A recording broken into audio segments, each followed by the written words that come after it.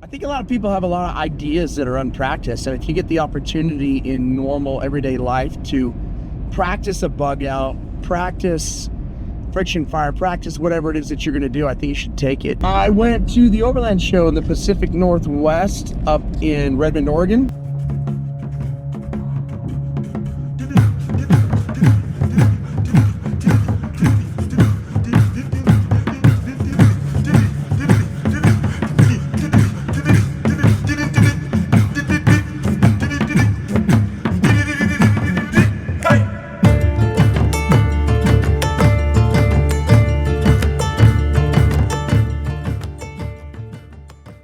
Figured it'd be a good way to practice a quick bug out. So I just grabbed my stuff, threw it in my trailer, headed out the door.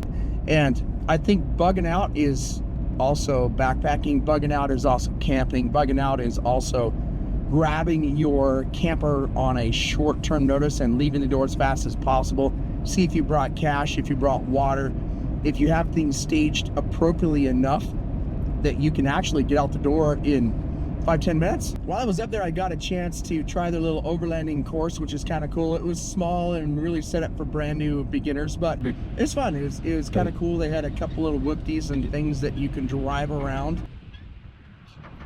Well, it's not like you could have a truck like this and not know what you're doing, right?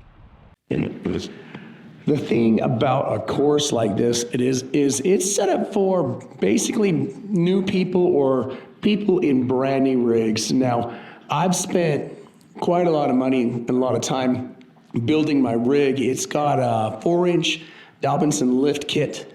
It's got 35-inch tires, Mickey Thompson Baja designs. It's got bead locks. There's the center diff lock stock. And it's going to have a little more flex and capability, be a little bit easier to handle these hills. I kind of look at these hills like, you know, the little dirt hills out behind my house in Utah.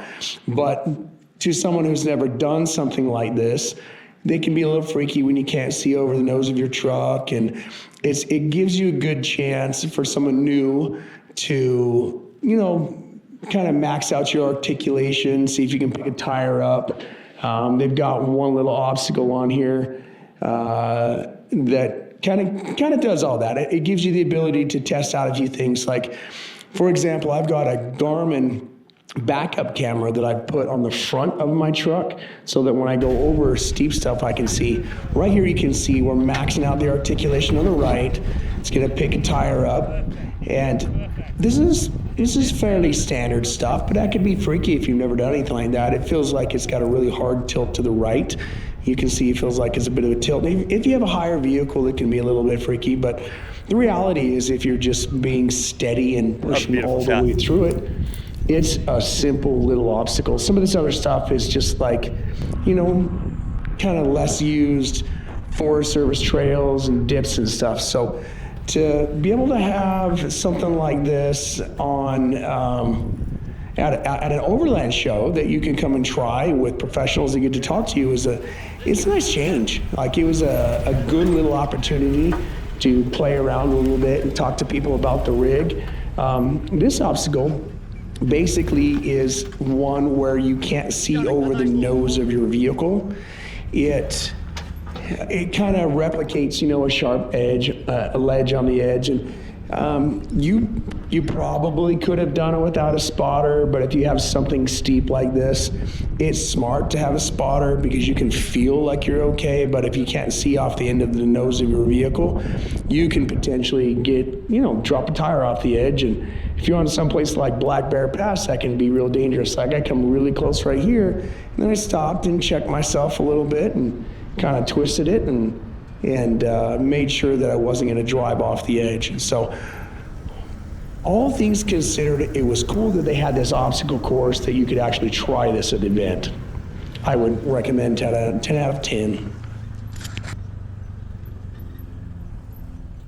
When every time I put out a video about solar systems, I get questions about solar systems, and I'm kind of finding what you really want is how do I simplify it. So I'm here with Lion Energy at the Pacific Northwest Overland Show, and we have been talking really quick and brief about simple systems. Something where I can grab some solar panels, plug it into a system and power whatever I want. Okay, Dom here with Line Energy at Overland PNW. Tyler's been getting a lot of questions lately about how to build off-grid solar systems. Let's keep it simple. If you have this panel and this power bank, you can perpetually charge portable devices, sat phones, USB-powered string lights. This is the Lion Prowler. This isn't a go bag. It holds its charge for a year. You have 6 complete phone charges per battery charge. So if you don't have the panel in your go bag, you know that you have 6 complete phone charges before you need to recharge this. So you could potentially just like throw that in your backpack, leave it charging all day long, come back at your 10 at night, and then just run your recharge your phone over. You can mount this on your tent or your backpack. And just peace of mind when you come back to camp, any devices you left there will be fully charged when you return. Basic. This is the Lion Energy Summit. So now it's beyond USBs. We still have those for the devices, but with the 120 power at 530 watts. Well, what does 530 watts mean? Well, in simple terms, if you plug in a 80-watt Traeger grill into this, it's capable of powering. The runtime on any smoker or pellet stove is 17 plus hours. So if you have this battery fully charged and the grid goes down or you're off the grid, you can run a smoker for that long. Folks that acquire CPAP machines at night, that's one of the most popular uses for this product. There's 2 ways to calculate the runtime on a CPAP machine.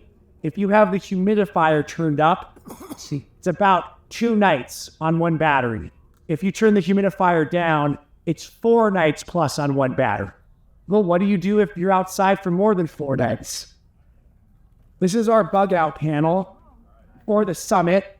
It's that quick to deploy and as simple as taking the cable and plugging it into the input. Now this panel provides more of a trickle charge for this unit. Ideally, you pick up the 100-watt panel for this. The charge time on a day like today in sunny Redmond, Oregon is 5 to 7 hours. So that means if you needed to run a CPAP machine for weeks at a time, as long as you're somewhere sunny, you can do that perpetually. Same with the Traeger grill. And what I use this for personally is a powered cooler in the back of my Tacoma. So you don't have to depend on picking up ice at the gas station. Ice melts, it gets into your food. No fun. If you pair this with a panel and any small portable cooler, it's indefinite energy source. Everyone's always talking watts and watt hours. Let's keep it simple. This is a 100-watt panel. Most powered coolers, when they're already running, pull about 40 watts. So that's easy math. You're generating 100 watts. You're only losing 40 watts of that to run your cooler. You're charging this while running other things. The runtime on a powered cooler just off the Summit is about 16 hours. That's long enough for a weekend. Just don't open the door, it might last several days. So that is their portable lineup. Let's say you needed to live off the grid permanently in your RV, in a cabin, or even out of the back of your truck. The Safari is our flagship portable power unit. On the bottom is the Safari. On the top is the Safari XP. What's the XP? It's the expansion pack. So it's like taking a generator with a gas tank and tripling your gas tank storage. The bigger the battery, the longer the run times. So now this goes beyond powered coolers. Now you can run full-size fridges, freezers, any type of induction cooktop. That's why customers buy this. Do both of them have the capacity to charge off from solar? Yep. So you could like put a panel on the top one and on the bottom one and they both recharge? Or do you need it, they only have one port? The Safari provides the charging and the output. So it's simpler. We'll talk about it later. So it's all one system? All one system. Gotcha. So you might not always need the XP. Sometimes you would just take the Safari on an adventure. It's like a spare gas tank. Absolutely. If you're increasing the storage with the expansion pack, it's recommended to get more panels because imagine you're collecting rainwater, now all of a sudden you're trying to fill a barrel this big, a swimming pool. Every one of those solar panels is collecting 100 watts. Very neat. The complete storage for the max kit with the Safari and the XP is 4,300 watt hours. Once again, easy math. If you have 100 watts going into a 4,300 watt hour battery, All you to do is divide the capacity by the watts going in. So one panel would take 43 hours to charge. That's why I have 6 panels for mine. You can cut the charge time down drastically. What's the maximum panel you can do? So how many watts can the charge controller handle? The charge controller can handle 600 watts. So you can do 6 panels total. 6 panel. Now we're up in the Northwest. Lucky for us, we're in Bend. It's sunny. Even though the maximum solar input is 600 watts. At 46. It's probably only taking like 5 or something. Oh, it's taking truly 6. Oh, gotcha. Our panels, these 24-volt lightweights, they're all you do is you daisy chain the panels. So this is why, compared to building solar systems, this is your battery and the inverter and the solar charge controller all in one. You simply daisy chain as many panels as you can fit in your rig. And once they're parallel, it's flowing more energy to that. You can hook up to 8 of these panels together to provide extra power. So right now we're still collecting sunshine and indirect light. Well, up in the Northwest, it's cloudy often. If you get more panels, you can compensate cloudy weather. Highly recommended. We are the only company that provides an EMP-proof Faraday bag for this product. Military spec. Now, we hope we don't ever need that. I own expensive guitars. I have a guitar case for them. If you invest in the Safari, why not protect it from more than just dust? No. What sets Light Energy apart is that you're investing in a battery that can last up to 18 years or more. You have the best customer service that I have ever experienced as a customer myself. You have a question, I texted them on a Sunday night, and they texted me back at 11 p.m. You don't get that from the other brands. We'll be better out there. Any other questions? Even if you're not a Light Energy customer, maybe hit up our customer service. You have questions about building solar units. My testimony is, I want simple. This is plug and play. You can live an untethered lifestyle and also be prepared for emergencies. If this charge retention is a year, you'll have a full battery for an unknown emergency, or maybe the best weekend of your life. Light Energy changed the world by helping families and organizations become energy independent. Come see us at Flagstaff, Longmont, Colorado, or this weekend at Civic Overland Show. And you guys are in Lehigh, Utah. Absolutely, American Fork. American Fork, my bad. Awesome, guys. If you have questions about off-grid solar battery systems, camping with solar, emergency preparedness, hop on our website, lionenergy.com, or better yet, visit us at our headquarters in American Fork, Utah. Let's get you off the grid. I saw a lot of really cool new kit, a lot of good ideas, different ways to attach different components. There's some stuff that was unnecessary and some stuff that's paradigm changing. Anyway, I'm a big fan of mobility, and Overland shows are just that. Let me give a quick plug to one of our sponsors. I was able to discount purchase a Expedition 1 bumper. Why an Expedition 1 bumper? Well, my vehicle specifically is basically a Toyota Sequoia engine with all-wheel drive, 35-inch tires, a lot of weight, and 5 gallons less in the gas tank. So having the ability to put a couple of these dudes on here to get yourself another 10 gallons worth of fuel, or put water and fuel, is super valuable. Also, when you've got a vehicle this size, it's really hard to lift it if you need to swap tires or anything. So having a high lift jack right there, that's super nice, as long as you pay attention when you go through McDonald's drive-thru, right? And then when you, again, put big tires on a vehicle like this, you don't have any place that you can put your spare.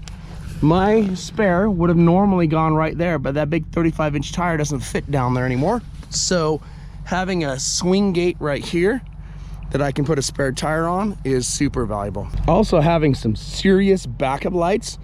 It is noon in the middle of the day right now, and those guys, they look brighter on my eyeballs than they do through the camera, but those are ridiculously bright, and I've got 2 of those to kind of light up everything behind me and see what's going on, which is really nice. Lastly, and this is probably the most important part, when you go overlanding, when you go wheeling, you'll land on stuff, right? You'll put your butt down on things. And as an example, I was going on the Gold Bar Rim here a few weeks ago on a route called Golden Crack, and you almost always inevitably land on your bumper. Now I've painted this over, but I pretty much rested the entire vehicle's weight and slid across slick rock right there on that bumper, and it took it like a champ. You can kind of see on my muffler where I abused it a little bit, but having the ability to rest your entire vehicle's weight on there, having a super beefy bumper, having a place to stand, extra fuel, a giant high lift jack, tire, and modularity that gives you the ability to pop this off. You know, you can take both of these off and just have a normal bumper and just unscrew your pencil right there and you're good to go. And then it's really nice to have a tow part or a winching or a towing place, you know, if you want to grab a hold of whatever.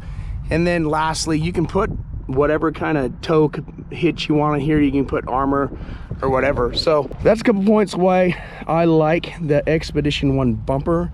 It gives me range, repair capacity, the ability to hold a lot of stuff out here in the back and still have space on the inside of my vehicle. And then the thing's just beefy. I have slammed it against stuff and had zero issues. Come off of steps in Moab and just bounce things off this thing, and it just keeps ticking. Let's check those guys out. They're Expedition 1 in Ogden, Utah, and they make some really cool kit.